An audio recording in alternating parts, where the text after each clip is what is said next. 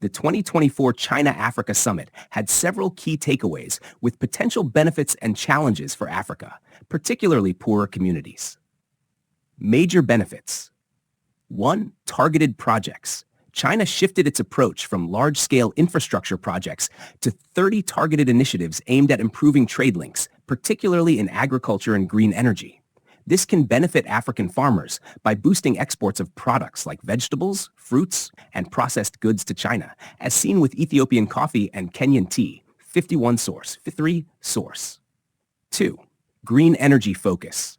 China committed to launching 30 renewable energy projects, which can help African countries reduce energy costs, create jobs in the green sector, and enhance energy security. 51 source.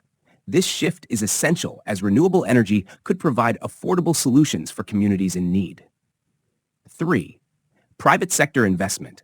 African businesses could benefit from increased Chinese private sector involvement, as seen with logistics companies investing in African ports. This might lead to more jobs and economic opportunities in industries like transport and trade. 1 source. 52 source. Challenges and concerns. 1. Debt. While China pledged $50.7 billion in credit, there was no sweeping debt relief for African countries. Many poorer nations face concerns over unsustainable debt, and without substantial debt forgiveness, African governments might struggle to repay existing loans. 52 source. 2. Sovereignty risks. Critics have raised concerns about the so-called debt trap, diplomacy, where excessive reliance on Chinese loans could threaten African countries' economic sovereignty, particularly if the projects fail to generate sufficient economic returns. In summary, while the summit opens doors for trade and investment, particularly in agriculture and renewable energy, the lack of debt relief and potential economic dependency could be drawbacks, especially for poorer African nations. Africa is often viewed as more mutually beneficial compared to the traditional relationship between Europe, America, and Africa, primarily due to several factors.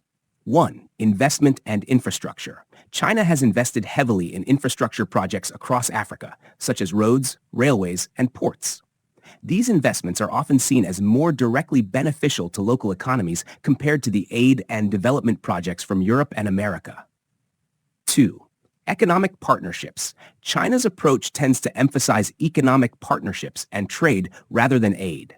This has led to increased trade between China and African countries, with China becoming Africa's largest trading partner. 3. Non-interference policy.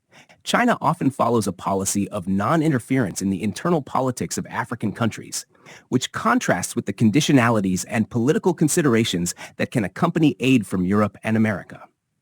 4. Diverse engagement. China's engagement with Africa is diverse, ranging from resource extraction to manufacturing and consumer goods. This varied involvement can offer more opportunities for economic growth in different sectors.